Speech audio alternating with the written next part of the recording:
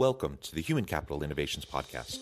We're your source for personal, professional, and organizational growth and development, where we share original research, explore industry trends, and interview executives and thought leaders from across the globe.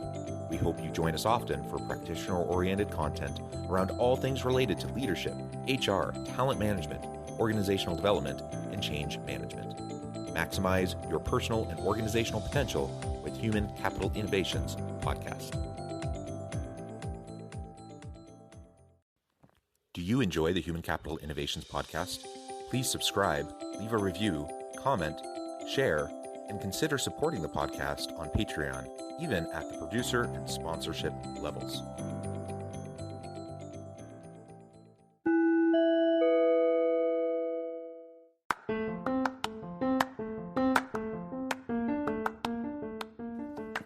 Welcome to the Human Capital Innovations Podcast. In this HCI Podcast episode, I talk with Devon Chulick about creating and maintaining company culture through play.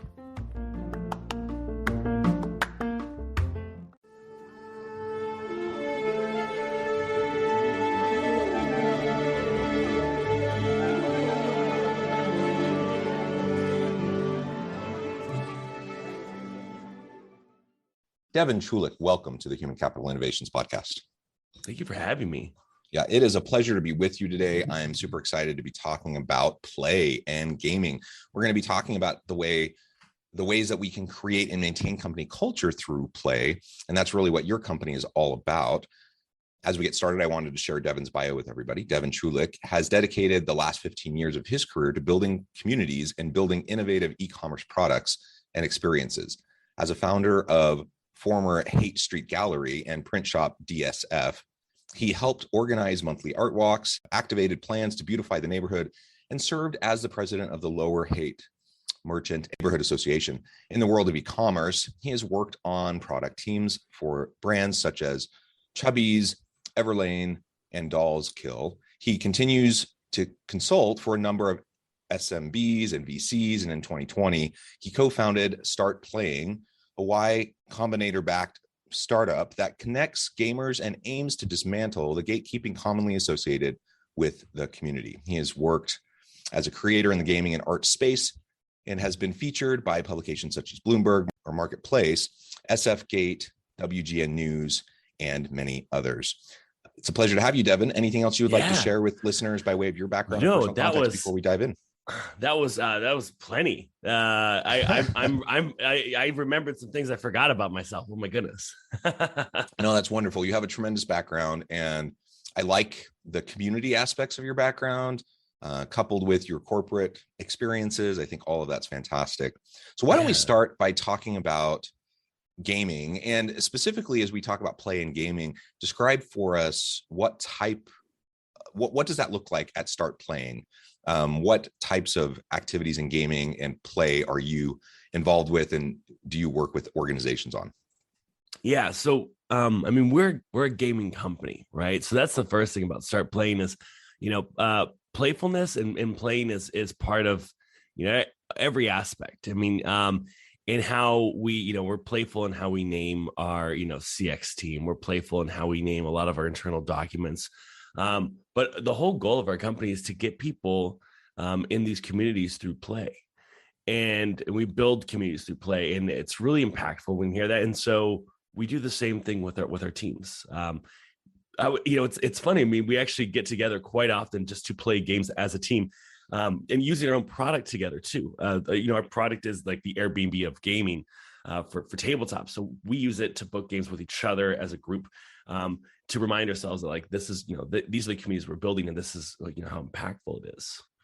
So tell me more about tabletop gaming, kind of that mentality, that approach, as opposed to say other types of gaming people may be thinking about as they're listening. Yeah, that's great. A lot of times when we think gaming, we think mobile games, video games, things like that. And then when people hear tabletop, they kind of think board games, but tabletop is, tabletop role-playing games are things like Dungeons and Dragons and Pathfinder, Call of Cthulhu. And there's a reason why these games not only are so sticky, and why people they're so infectious and the hobby is so rabid is because I want you and everyone that's listening to this to think about, when do you use your imagination, right? We use our imagination for problem solving at work, or we're probably reading something, right? And so very rarely do we use our imagination for leisure time anymore. Now, think about when you use your imagination with other contemporaries. When was the last time you were with a bunch of your friends and you all used your imagination together? I can't, it's so hard to think about something that we do as adults where we use our imagination with our friends, and we just don't do it. And that's one of the things that is very part of tabletop gaming. And so when you get the chance to sit down with others and you use your imagination together and you're telling a collective story, there's nothing else quite like it. And so I always see people the first time they play, something happens. There's like a switch that kind of flips, and they're like, oh my gosh, this is fantastic. Because there's no other pastime like it. Well, and maybe that speaks to really my next question, and that is, this market for tabletop gaming generally, and not even connected with the workspace in the workplace in any way, but the market for tabletop gaming is growing so quickly, and the popularity is increasing. You have all these Euro games, for example. You mentioned Dungeons and Dragons and others such games. You have shows like Netflix Stranger Things, which is repopularizing Dungeons and Dragons and things like that. So tell us more about really the popularity of tabletop gaming, and then we can get more into like how you are utilizing it in creating community, creating culture within teams and organizations. Yeah. So when you think about, if we think about millennials, which is one of the biggest buying, segments out there, we grew up with Harry Potter books, and we grew up with the Lord of the Rings movies. We grew up with this escapism of fantasy and these kind of other realms. And so it's part of our nostalgia and our identity. So when we see, these games and stuff and Stranger Things, it also reminds us of Freaks and Geeks. And so all of the media that we've consumed as younger has kind of led us to having an interest in these other, look how big Game of Thrones was, and so there's this interest in escapism. And of course, like, the world is very bleak sometimes. And so escapism really helps you connect with people and through your imagination. And so I feel a lot of the growth that we're seeing is people want something else to spend their leisure time on, and they want to stay connected, and they want to be around people. And gaming is just one way to do that.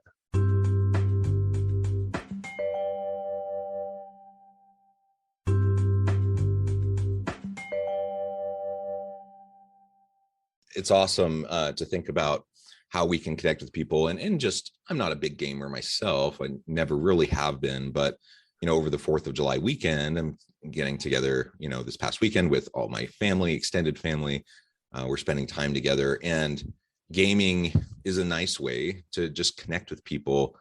And in some ways it lowers the stakes too, when you're with in-laws and other family members that maybe you don't interact with that much. Maybe it can be a little awkward at times in terms of just spending time together, hanging out and whatever, but you start playing a game and you're laughing, you're having fun, you're interacting in genuine and authentic ways without it feeling strained, right? And all of that, so in that sense, maybe, even think of it as like a social lubricant of sorts. And it really can help facilitate, just good connection. And I love that aspect of games. And so I'll probably never be, like a big avid gamer, like many of the gaming hobbyists that are out there, but I totally recognize the value of it. And I do enjoy playing with people, especially when I see it as a way to form and, forge those connections. Go ahead. It's we see a lot of very interesting things happen because we do a lot of corporate gaming, and companies will like hire us, like, hey, we got a team of 50 people, we'd love to do an adventure, we'd love to do some sort of game. And teams are looking for ways to connect remotely, because that's we live in a remote workplace now. And so that's one of the things we do. And when we get these teams together, a lot of these people have never played a tabletop game. They've never played Dungeons and Dragons or anything like that. So it's the first time, but they're able to kind of get away from work, but they're still with their peers. And there is something that when you're playing this game is like a 2 hour to 3 hour game usually, but it's all decided by the people playing. So you're going to use your imagination with your coworkers. And what we're noticing is they leave that game with so much to talk about between each other. And what I've kind of researched, like what's really good for team activities is when you can create inside jokes and memories that people reference. That's kind of like, that's the chef kiss of team building events. And like, like fun things to do is if an inside joke is created and people reference it, that means that it was successful. And that's the number one thing that comes out of these type of games. Yeah. The enduring connections that last beyond the day that you're playing, and you reference it weeks, months, even years later. And, that's, again, coming back to family. I know you're talking about corporate, but coming back to family, that's when you're when you're gathering around with your family and your siblings, years later, and reminiscing on the weird things that you did when you were teenagers or whatever. And really that same or a similar dynamic can emerge in a really tight knit team. In the workplace. And as you learn to trust each other, as you learn to develop authentic relationships with each other, as you learn, that you actually want to like be around members of your team at work, spend time with them. And it doesn't necessarily even mean, depending on your life stage, you may or may not have time outside of work to get together. Maybe you don't have time or the ability to go grab a drink after work or to do those sorts of things. But when you can have those connections where you get up in the morning and you're like, yeah, I'm not only, happy to show up to work today, but I'm excited to see this person and this person. I'm excited to work with them and collaborate with them and such. And you build always those need a best friend at work. You always need a best friend at work. Yeah. You have a best friend at work. You have people that you can lean on, people that you can encourage, and they can encourage you. And so much of that can happen through the cooperative gaming, through just the state of play. And the other aspect that you've mentioned a couple times already is just the generating of creativity. Those juices get flowing, and then that enables you to unlock different parts of your brain, so that when you go back to work, you are more innovative and creative, and you can hit your flow state and just be more productive. And so sometimes people think, well, man, why are you're wasting an hour of like doing this team gaming activity? Why, that's, say you have 5-6 people on your team, that's 6 hours opportunity cost, lost time productivity. Yep. Like, well, maybe, but more likely is that it'll be that investment in time is well worth it, because it's going to, or if it's done correctly, if it's done well, it's going to produce better integration and synthesis and creativity and all those sorts of things that it's hard to measure, but you know it when you see it, and ultimately that's far more important than a few hours here and there. Do you know that there's this thing when we watch things on television or movies or things like that our brain thinks it's happening to us? That's why like we get scared when we watch horror movies, right? So our brain, when anything is consumed, we think it's happening to us. But also when you play games, it's a little bit different because it's not passive, right? It's interactive. You are engaging in it.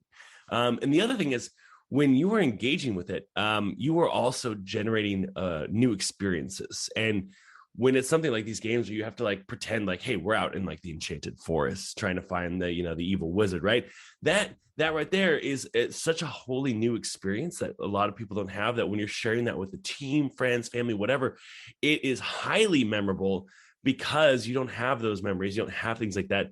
So you're generating this. And that is like some of the most important and like kind of positive things for a person, because the more new experiences we have, the not only younger we feel, but we also create more connections through that. Yeah. And again, those connections are what bind and keep teams tightly knit and working well together. And, I do a lot of work in the employee satisfaction, engagement, and motivation space, a lot of research there. And there's a lot of things that motivate people, that are salient drivers and can engage people or disengage people. And, we have a variety of intrinsic and extrinsic factors that play into that. Most often we think about pay. We know that pay is important. You have to have adequate pay. But more often than not, what really gets people energized and excited about going to work research has shown, my own research, but lots of other people's research as well, has shown over and over and over again that it's about the relationships of the people that you work with.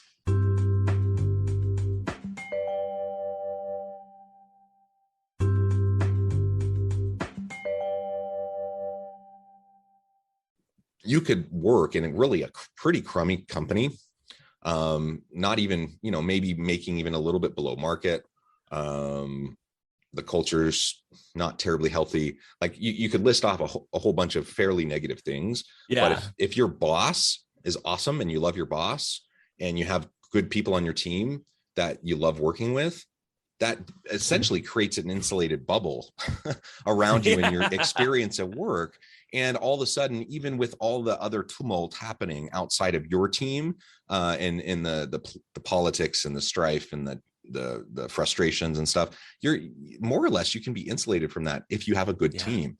And so, the value of that. Now, certainly we want to have healthy organizations with healthy cultures, and we want, all of that, we want that as well. But what I'm saying is, hopefully, I think people can see this as empowering. That if you're a manager of a team, you still have a sphere of influence that you have quite a bit of control over. You can create the environment for your team, even within, a broader environment that may or may not be as positive or healthy as you'd want it to be. And so let's take ownership over our sphere of influence and let's make it the best it can possibly be.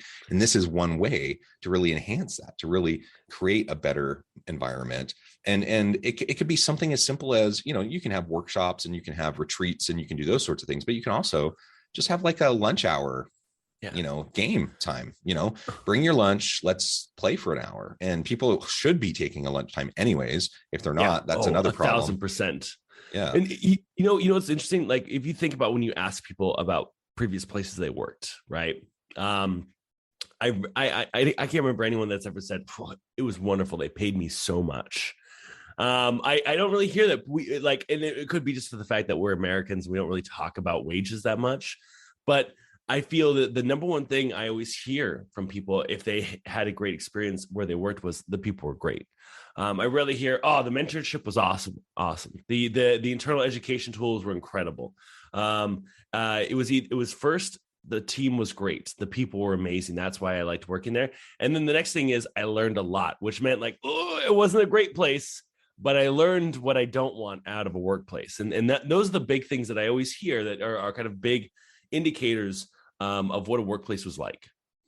Yeah. And I agree. That's consistent with my personal experience when I talk to other people, as well as the research that I've done. Tell us more about your platform and how it has impacted users over time and how it can be utilized. Yeah. So I mean, like the companies that come in and game with us now, we have a lot that are doing this every month now as like a team game. And it's great because they're essentially getting to write their own stories and their own adventures. And it's so exciting to see how exciting they are every week. But on a larger scale, we are hearing these people, they come as individuals looking for a game, and they come and they use our service, and we have our host, our game masters, our dungeon masters that they end up joining a game with, and they're joining a game with a bunch of other people that are joining solo. But within a few weeks, that group are fast friends. And then, after a year, we're hearing stories of like, oh yeah, I went to, this one's other player's wedding, because all these games are online. So these people are creating these intense friendships, and they're now, sending each other Christmas presents, going to each other's weddings. We're hearing about this group of 5th grade girls that they play a game every other week on the site with a game master, Dungeon Master Katie. And we heard that all those girls, their moms now do a monthly game on the site. And it's like the mom in wine D&D night. And all these people finding ways that they want to get together, they want to spend time, and they want to connect. And this is one of those things that makes it fun and makes it memorable, and doesn't kind of give you this huge Zoom fatigue. Yeah. And that Zoom fatigue is real. And so we need to be careful about it. And you've already mentioned, in relation to Zoom, you've mentioned how this can be utilized both in, a in-person workplace, but virtual, remote work environment, hybrid environment, when you have distributed teams all over the place. this is a way that you can connect people. And so I think all of that is fantastic as we think about the future of work, the future of distributed teams, remote and hybrid teams, and those sorts of things. Do it in a way that is more engaging, more interactive. Like you said, it sucks you in. It's not passive, right? It's active. You're actively involved and engaged, and that's the bread and butter. I mean, that's when I'm in the training and development space, and the use of gaming in the training and development space is huge, because if I'm just like standing up in front of a room of this passive audience of corporate executives or whatever, it's pretty much a wasted time. Like you might get some things across, and they may be impressed by you, and maybe you'll say some interesting things, and maybe they'll remember some things, but that kind of a passive environment usually has almost no lasting effect. But rather when you engage people, when you actively involve them in gaming, like you're describing, this is one form of how you can do that. It can have a tremendous effect. So that's fantastic. Well, Devon, I'm noting the time. This has been just a fun conversation. We have a few minutes left together before we wrap up for today. I wanted to give you a chance to share with listeners how they can connect with you, find out more about your work, how they can connect with your team, and then give us a final word on the topic for today. Yeah. Jonathan, again, thank you for having me. It's such an honor to be chatting with you. Our team, we take about how we work very seriously, and like radical transparency, vulnerability. And so a lot of the stuff that you've talked about and you've engaged with, so it's a pleasure to be here. So thank you again for having me. But if anyone out there, they want to continue to connect to find out more about me, or, start playing, you can find me on Twitter at Devon Chulick, DevonChulick. Just find me on Twitter. And if you want to find out about gaming for yourself, for your team, anything, you can just go to startplaying.games, and you could book a game, a group, or a game master. And again, I think, at the end of the day, everything is about community. Everything I want to do is community centric, whether it be, the products I build, the people I work with, or in my current case, the products I build for the people I work with.